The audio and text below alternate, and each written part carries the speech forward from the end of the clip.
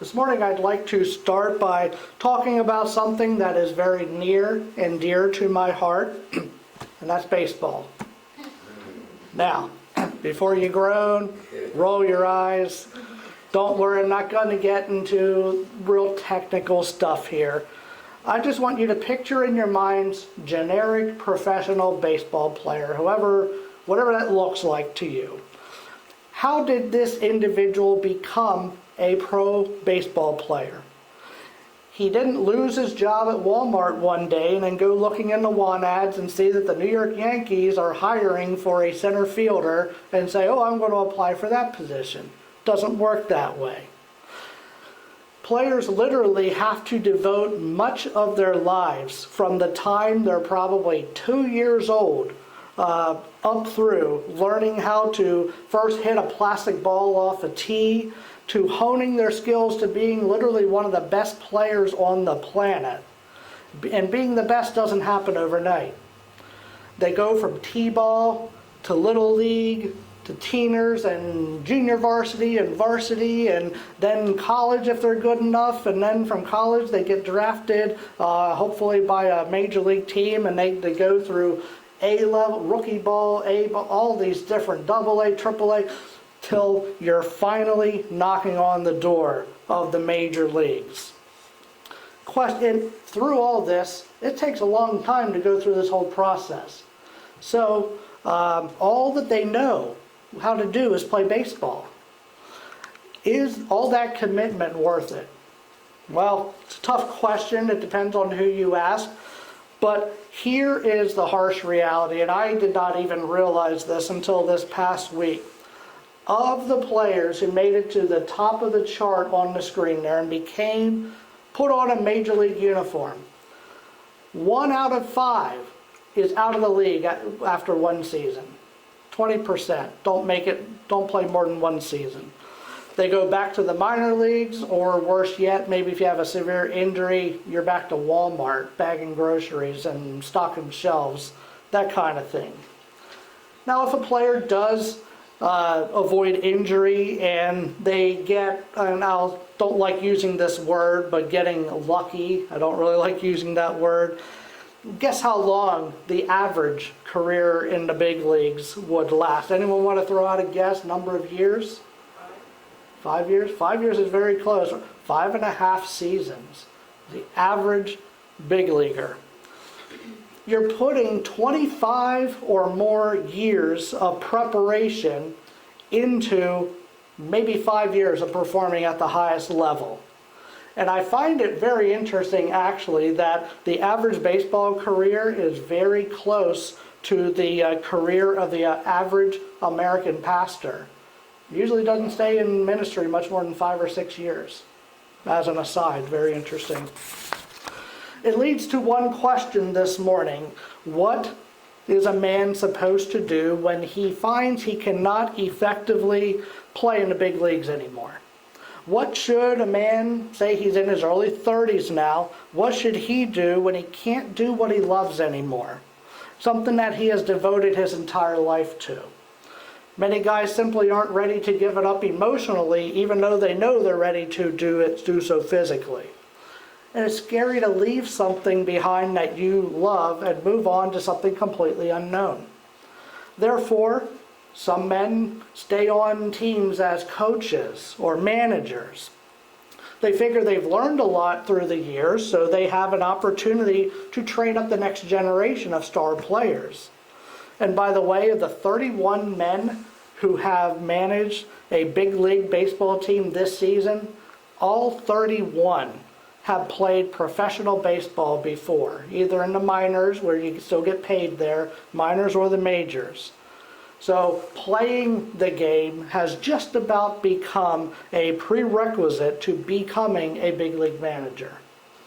Now, we'll go to the Bible here, and we'll look at a situation David finds himself in.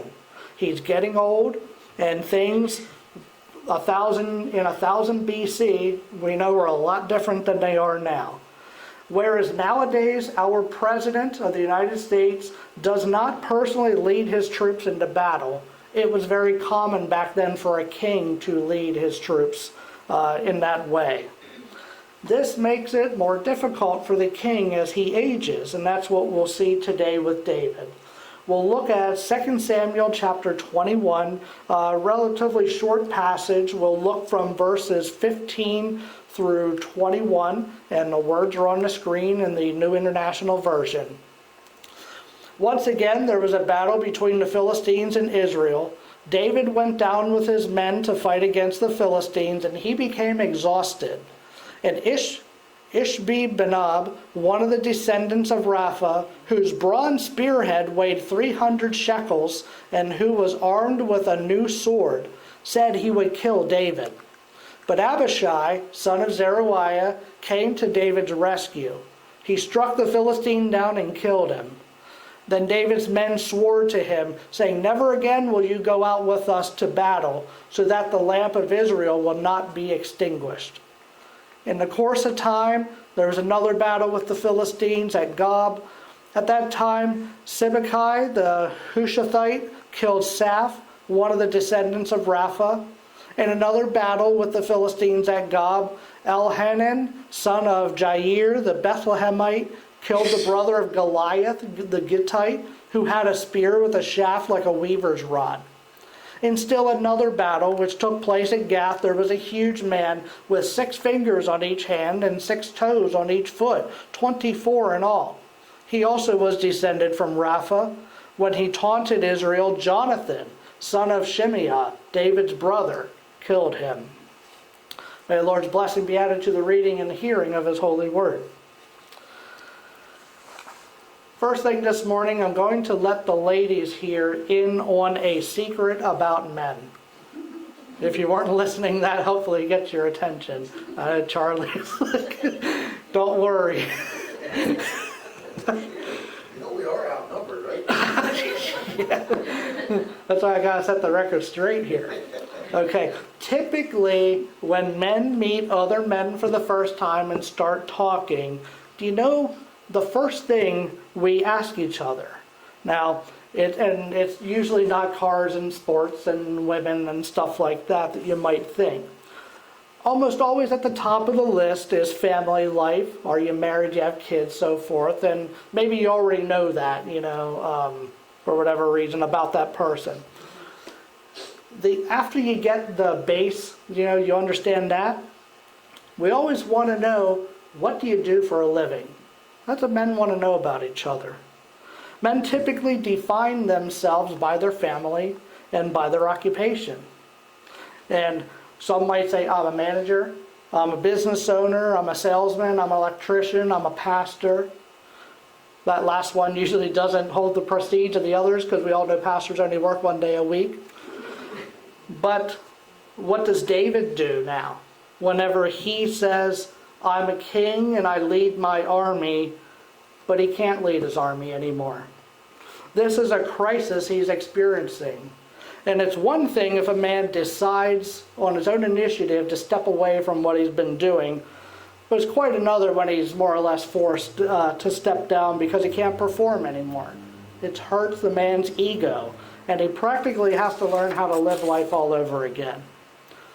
None of us here are kings or baseball players, but one day we may find ourselves in a situation when we can't do what we want to do anymore, and we need to learn to deal with that when that time comes.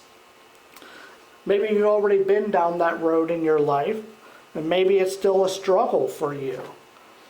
But before we're done today, I will address both classes of people, those who have been down that road and those who see it on the horizon.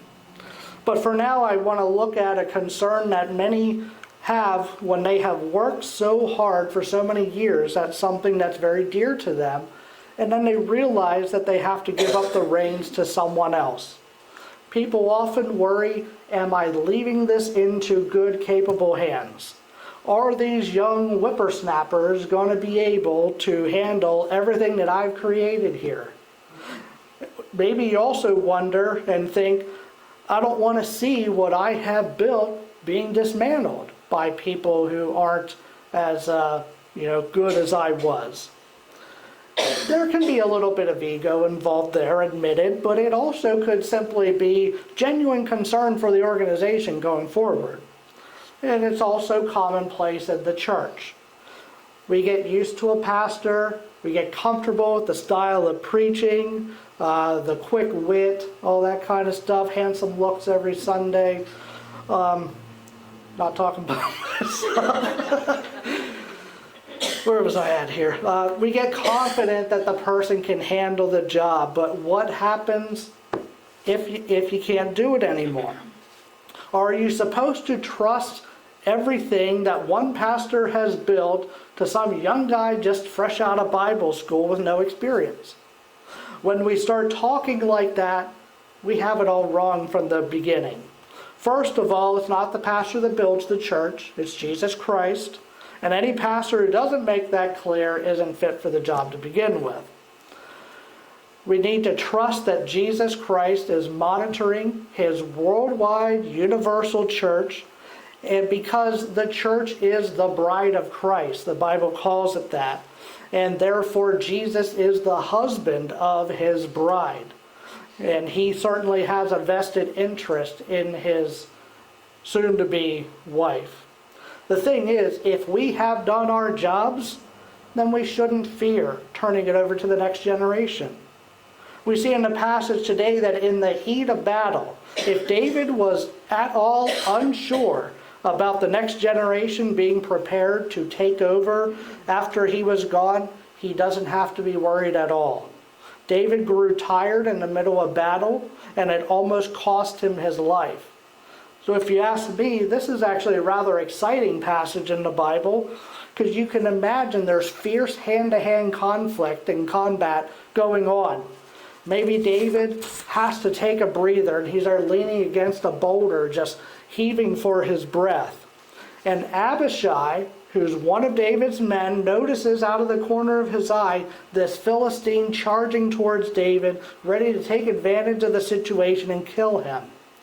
Now imagine the bragging rights this Philistine would have if he could go back to his people and say, I was the one who killed the great king of Israel, the man who killed Goliath. Now I've avenged Goliath's death. Immediately, this young man, Abishai, takes control of the situation. He intercepts the enemy and he kills him before he kills David. Whereas older people may think that sometimes younger people get in the way, you can be sure that in this instance, David was very thankful that the much younger Abishai was quick enough and able enough to save his life in battle.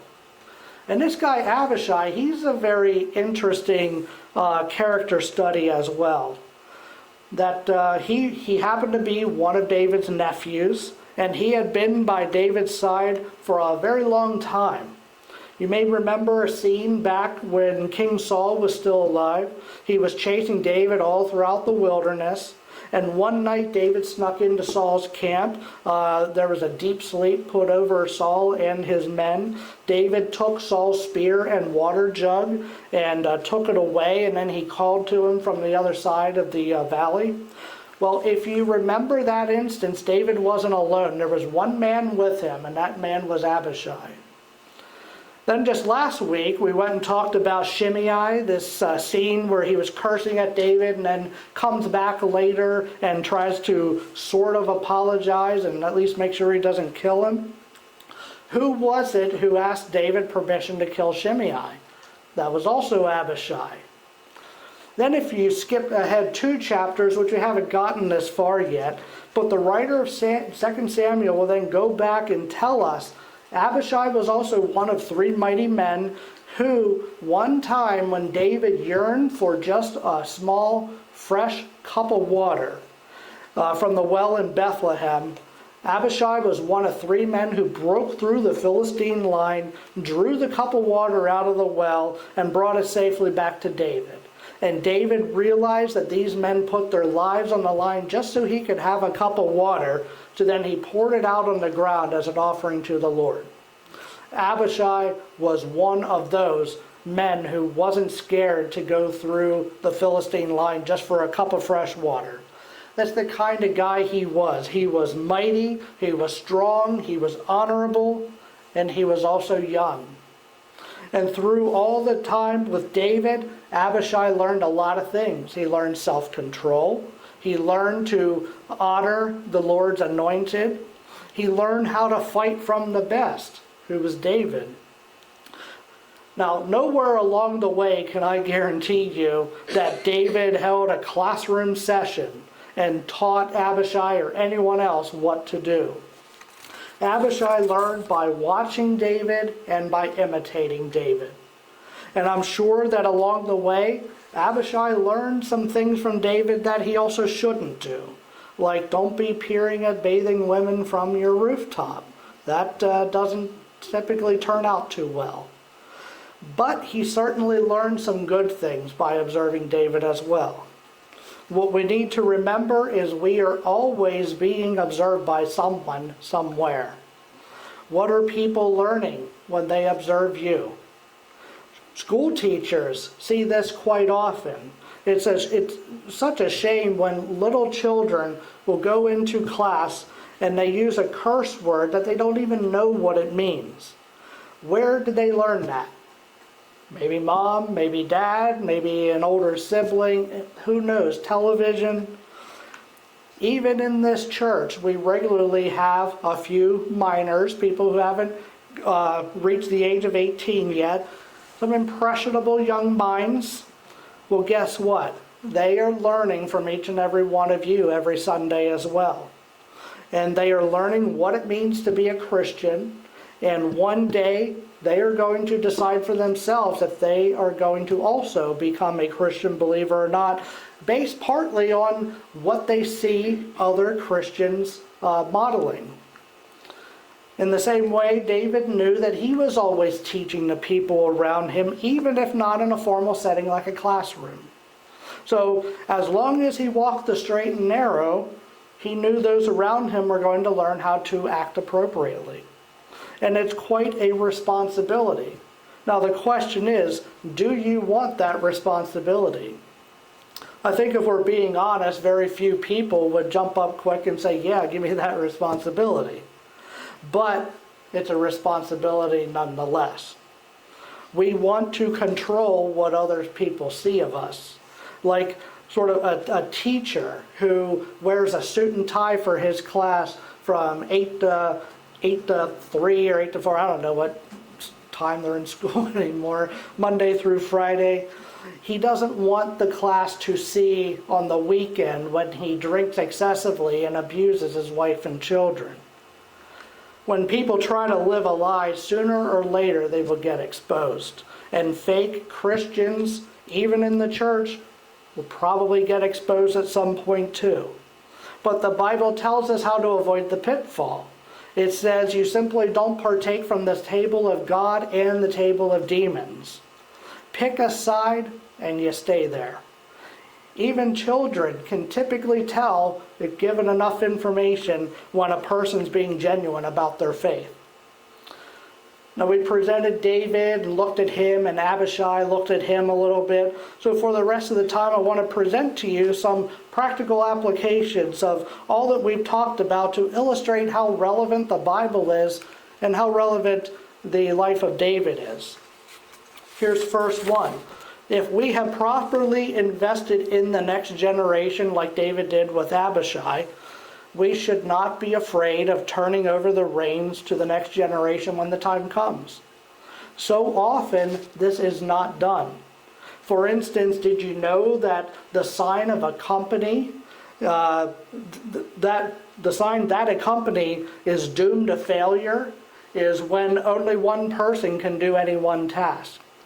That means the company is not properly preparing for the future when that one person who does that task isn't there anymore to do it. That person isn't always going to be working at that machine or that desk or whatever the case is. It could also mean you have employees who are sort of setting up a house of cards that is going to collapse without them in an attempt to make themselves indispensable to management. Are they secretly being dishonest in the books or anything like that, which is why they want management to think that they are essential? Companies should be investing in the next generation so that change can take place seamlessly. Here's another idea that I would like to illustrate with a true story. A very long time ago, there lived a man named Edward Kimball, who nobody would remember historically. He was a Sunday school teacher who took an interest in a wayward man, a young teenager in his church named D.L. Moody. Moody would become a titan, a huge, important mind in the American church. Moody influenced a man named Wilbur Chapman, who would end up entering the Christian ministry. Wilbur Chapman influenced 18th century or 19th century pro baseball player Billy Sunday, who felt so convicted to enter the ministry that he quit playing pro ball and went into ministry full time. Billy Sunday influenced a man named Mordecai Ham, who would become a great evangelist in his own right. Mordecai Ham influenced a young teenager named Billy Graham, who I will always adore. And I shudder to think what would happen if Mr. Kimball, way before Mordecai Ham, had not taken an interest in D.L. Moody. Would Billy Graham have become Billy Graham?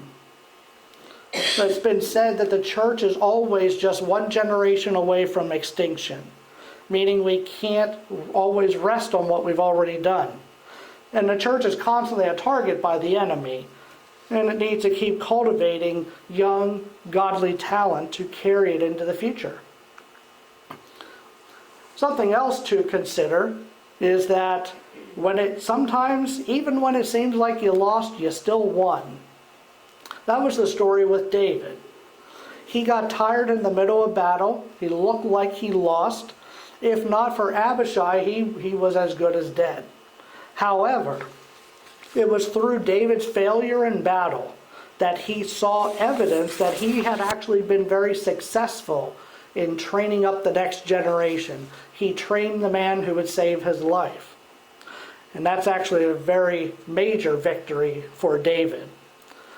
Some people act like the world's going to fall to pieces and stop turning if they don't live forever because nobody can do what I can do as well as I can do it. Well, the fact is, the world didn't stop turning when David died, didn't stop turning when Billy Graham died. How much more significant are those figures to any of us here? The world will move on when we are not in it, so we need to prepare for that. Another practical suggestion is don't be afraid to follow God's lead if He changes the work He has for you to do. Nowhere is it written that God only has one job for any one individual to do in their whole life. Yet some people act like that's the case, that they can only do this one type of job, and if I can't do that anymore, then there's nothing else I can do. We get set in our ways and we get comfortable, and I understand all that. So we just don't want things to change. Some people experience this when they retire. They don't know what to do next. And since they've been doing something for so long, it's just hard to let it go. So that you don't find yourself in that position, here's a suggestion.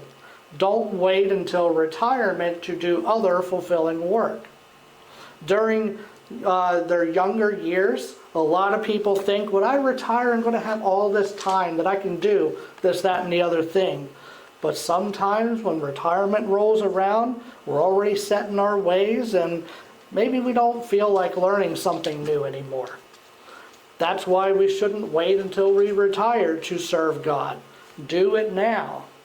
People don't want to start something new when they get older, but wouldn't it be nice once you retire to have more time to devote to something that you already know how to do? Maybe you've been doing it on the side and now you can ramp that up since you have more time. That way you won't experience this crisis of having to learn something new at an advanced age. That's the message for those who aren't retired yet. And being simply honest here, not everyone's even guaranteed to live to be that old. So we have to live life as if we won't have tomorrow, because for some people that is the case. On the other hand, there are some among us this morning who are retired. So maybe you think, like David, I just feel exhausted and I'm just so tired that I can't do the things that I'd want to do. Simplest suggestion ever, just do what God lays on your heart. If you think reading the Bible is important, start a Bible study. I recently have a friend who pastors a church, and people at his church decided they just want to get together one night a week, I don't know if it's an hour or two, and just read the Bible. Just take turns reading it, and then discuss what they read. There's a place for something like that. Or if you think that prayer is important, start a prayer ministry. Or if you think that a person's eternal destination is a teeny bit important, and if you don't want one more person to be lost forever than it has to be, look for ways to reach out even to just one person. Make a difference in one person's life. Whatever God lays on your heart, just go for it. One last practical suggestion comes in the form of motivation who are retired, and that is, don't be afraid to go where God leads you. If you were working a 40-hour-a-week job and now you're retired, you have 40 hours plus your commute time to devote to something else. Many of the restrictions that people find in their lives are placed by themselves. I don't want to go there. I don't want to do that.